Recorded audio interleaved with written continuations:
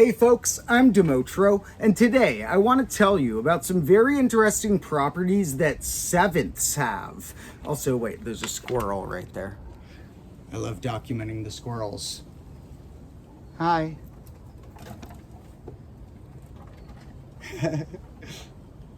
Cool.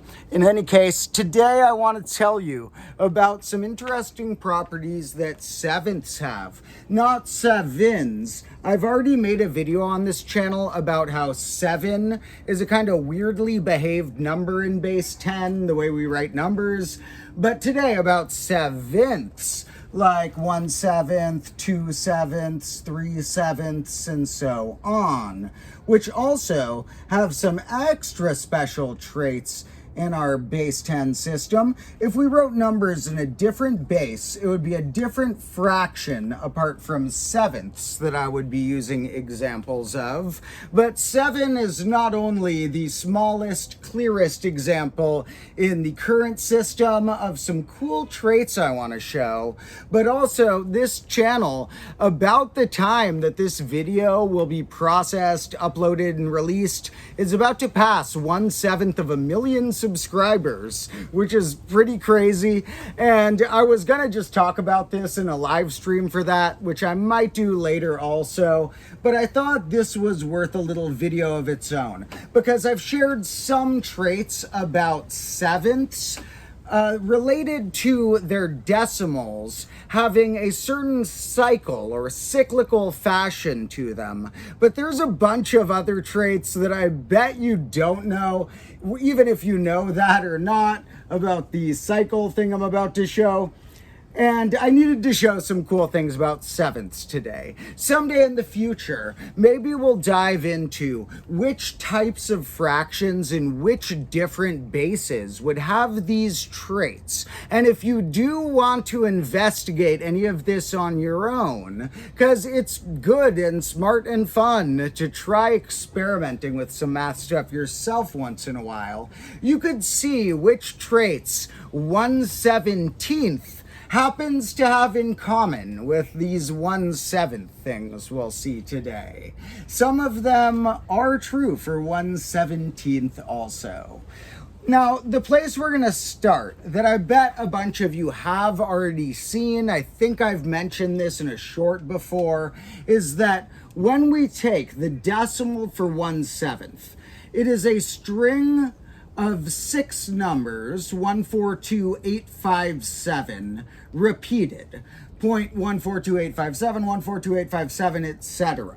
And that's often written in many systems with this line over the digits we want to repeat, which technically is named a vinculum, the line over the repeating bit.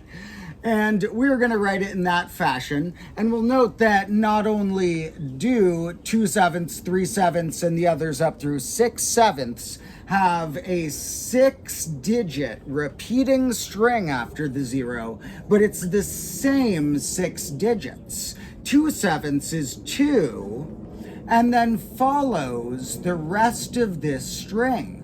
2, 8, 5, 7, 1, 4, and then it repeats with the 2, 8, 5, 7, 1, 4, 2, 8, 5, 7, and really it's repeating the exact same string that 1/7 is, just starting at a different point. 3/7 does the same. It doesn't go to a 0.3 because 3 times that overflows on that digit place to needing a 4 in that leading spot after the decimal. So the 4, being the next smallest of these digits here, begins this pattern for 3/7 and then goes back to 2, 8, 5, 7, 1. And similarly, for 4/7, the bit that repeats in the decimal is the next biggest digit in there, 5, followed by the cycle, 7, 1, 4, 2, 8. And same thing for 5/7, starts with the next one, 7 or 0.71428 repeating, 4285 repeating. And 6/7 starts with the 8 after that 0.8 57142, all that same cycle, starting from a different point. Now, 7/7 is a little different, because if we took this as a number, that 6-digit repeating string, as the number 142,857, the number those 6 digits would become if we separated them from the rest of that notation, and multiplied it by 2, we'd get that. Multiplied it by 3, we'd get that. By 4, by 5, by 6. But if we multiply it by 7, we get 999,999. This number, 142,857, happens to be 1/7 of 999,999.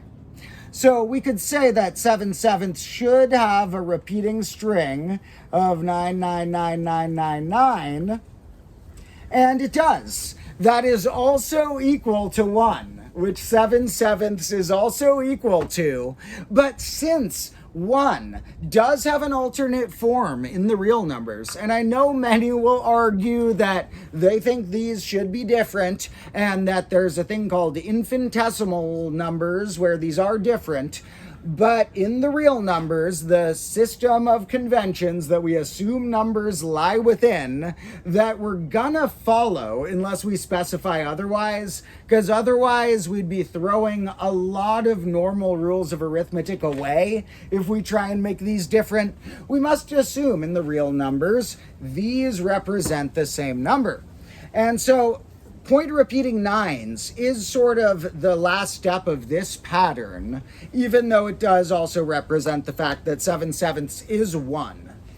And after that, if we went to 8/7, I would have 1 point that tail. 9/7 is 1 point that tail. Any other whole number amount of sevenths will be some whole number, point one of these tails. Now, that's just the beginning. That's just the tip of the iceberg. This isn't the only type of number that does that. Like I've mentioned a minute ago, 1/17 has some similarities if you look at the recurring cycles it has, and some call this type of number, often referring to actually that string we were looking at, 142,857, as if we took the string of digits as a number itself. Some often call it a cyclic number, but that's a confusing term because cyclic numbers also refer to a different thing from group theory.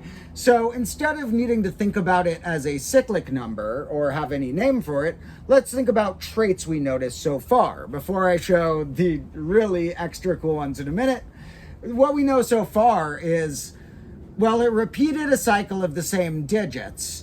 And we could also note, if we paid attention, that the amount of digits that repeated 6 is 1 less than 7. Maybe we'd also note that that's a prime number and that the amount of digits that repeated was 1 less than it. And while these traits aren't one-to-one correlations where every prime number is going to do this, or anytime we have 6 digits we'll do this, oh, the squirrel's back.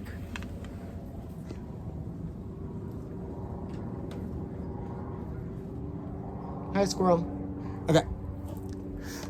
But it is a cool example of...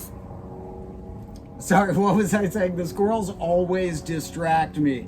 So, not only is it happened to be a prime, it's not a one-to-one correlation in that not every prime will do these traits we're about to see, but there are some traits, such as the fact that the denominator was a prime, and that the amount of the string that repeated was 1 less than that prime, that will recur through other types of what are sometimes nicknamed that cyclic number that has some strange traits, as well as the fact that it was some fraction of a string of 9s. But that's not the even coolest part I want to share in the video right now. Those are some things that many math lovers may already know, but it goes a little deeper. The relationship of this string, 142857, as well as some of these other strings, or same string with a different starting point, But for a minute, let's think of them as different strings, as if they are 6-digit numbers and not repeating. A relationship that has with strings of nines, not just 6 nines, but with strings of nines in general. Let's do something interesting with this number. Let's take 142857 and split that into 2 sections and turn those each into a number. Meaning we're going to make 142, 142 a number, and we're going to make 857, 857 a number. Now we are going to add those together. We're adding, if we took the first 3 digits as a number, with if we took the next 3 as a number. And if we add those, well, 2 plus 7's 9, 4 plus 5's 9, 1 plus 8's 9, didn't need to carry anything, we have 999. But that's not all. So I said, what if we split it in half? Well, what if we had instead split it in thirds? There are 3 2-digit strings in there. 1 4, 2 8, 5 7. So what if we took those 3 2-digit strings and added them like that? Well, here we get a little overflow. 8 plus 7, 15 plus 4 is 19. So 9 and carry a 1. The 1 carried plus 1 and 2 and 5 is 9. 99. When we split that chunk into 3 different numbers, we turned them into and added them, we get 99. When we split it into 2 chunks of 3 and add them, we get 999. Some of those work for these others as well. In fact, if we do the split in half one, that works for all these. 285 plus 714 is 999. 428 plus 571 is 999. 571 plus 428 is 999. 714 plus 285 is 999. 857 plus 142 is 999. And here we overflowed, but we basically have a double 999. And we could even do the split in thirds into 2-digit ones with some of them. Some of these overflow and don't work. Like here, if I split it into 2-digit chunks, 85 plus 71 plus 42 is a little different. But we can do it with some of the others. 28 plus 57. So far, that gives us 85 plus 14, 99. This one is an overflower, and this one, that's a 1 there that got kind of swallowed in the gap of the lines. This one works, this one doesn't overflow. We get, the ones place would be 7 plus 4 plus 8 gives us 19, so 9 carry a 1 and 99. Yep, split that one into 2s, we get the 99. This one overflows and overflows. So not all of them have enough room of sorts before they carry over and destroy the pattern to split into 3 chunks of 2. But they all can do the splitting into chunks of 3, and some can do the chunks of 2. And 1/7, the origin of the pattern, could do both. Now, if you want to try investigating something on your own, see which of these traits we can pull off for the fraction 1/17 when written in our base. And at some point in the future, I'll make a more thorough episode about which fractions can do these things in which bases. Now, do make sure you're tuned into my combo class channel where that more thorough episode will end up going. And make sure you've checked out the newest episode on there about a cool unsolved problem in graph theory, as well as that you're ready for our next episode coming out there, which will be me explaining the new discoveries about aperiodic monotiles, a cool discovery about shapes that mathematicians discovered a few months ago and then had even newer, cooler progress on that was released about a week ago.